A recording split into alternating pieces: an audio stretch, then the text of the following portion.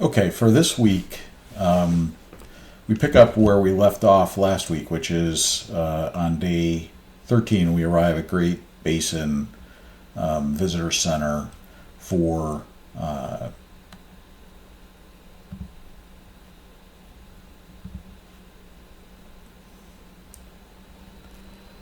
the national park and spend a little bit of time, kind of one day at Great Basin National Park here in Nevada. And then the next day, so on day 14, we'll get up out of Great Basin and then go to two national parks. First stop will be Zion Canyon National Park, and that'll be day 14. That's about a 3.5 hour drive from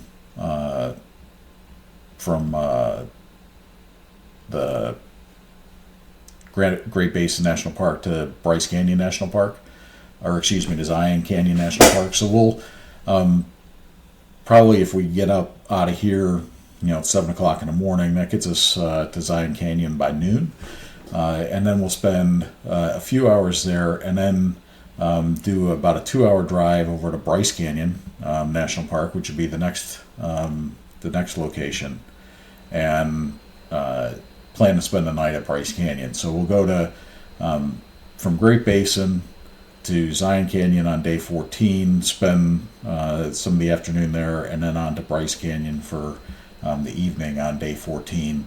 And combination, we're looking at probably about 5.5 hours of driving time, and then 3 to 4 hours of sightseeing time at each of the national parks. Next day, so that would be day 14. Day 15 takes us over to two more national parks. We've got Canyonlands National Park, and we've also got Arches National Park. So this is about another 4.5 hour drive over to Arches National Park, stopping at Canyonlands along the way. And really what that does is this southern area, southern Utah, has a ton of national parks in it, and the national parks that are here are relatively close together, so we're able to knock out a couple a day. Day 14 we've got Bryce Canyon and Zion. Day 15 you got Canyonlands and Arches. The other piece that's somewhat interesting as you look at these areas here it's kind of off the beaten path but not too far. So we're spending a significant amount of time on the interstate, which allows us to really make good time between locations. And we've got the opportunity to be able to kind of take a look in here and camp and do the typical sightseeing components in those two national parks. The other thing is we've got Grand Staircase National Monument, which we'll be driving through part of that as we move up and through to Arches and Canyonlands. So we'll do a deep dive on each one of these days as we're getting closer to departure time, and I'll dive into each one of these routes and each one of these locations in a little bit more detail as things formalize. But that would be day 15 is hitting to Arches and Canyonlands. Day 16 we've got another 3 hour drive, and we leave Utah, move into Colorado, and you've got Black Canyon of the Gunnison National Park, which is one of the newer national parks in the national park system here in western Colorado. And plan would be to stay there on day, so let's see, we've got day 14, day 15, and day 16, Black Canyon of the Gunnison. It's about a 4 hour, 3.5 hour drive.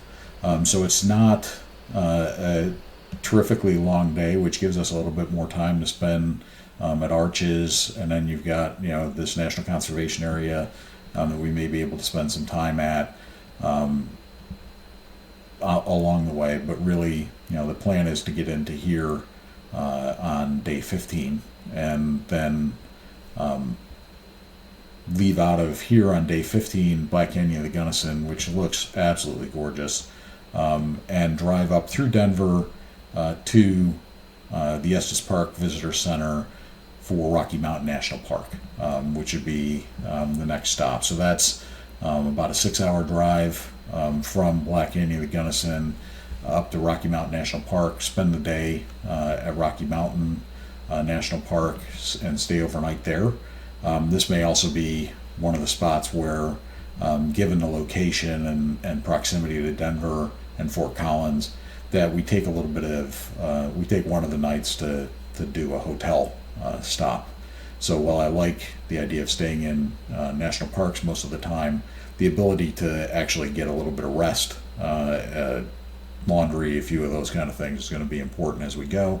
We're about 2 weeks in, day in here, so I'm going to likely stay in that hotel probably in this area, and then up and back into in Estes Park. Next day would be a drive down to Great Sand Dunes. So again, kind of moving through Colorado Springs and back down to Great Sand Dunes National Park. This is a national park I've never been to before, which it's about a 5-hour drive, and that would be kind of the next stop. And you can see that we're circling ourselves back to the west, and the reason for that is we've kind of come across from Great Basin across these kind of high concentration of national parks here in southern Utah and central southern Colorado, and that's bringing us back toward Grand Canyon.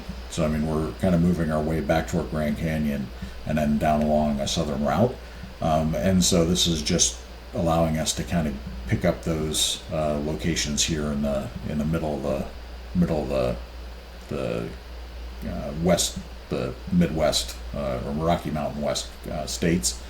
Gonna be able to, potentially from Great Sand Dunes, the next trip over is to Mesa Verde, which is about a 3-hour or 4-hour drive. May do a detour and a Telluride, just because this looks absolutely gorgeous. Famous place. Never been there. It's just looks like an absolutely gorgeous spot to visit.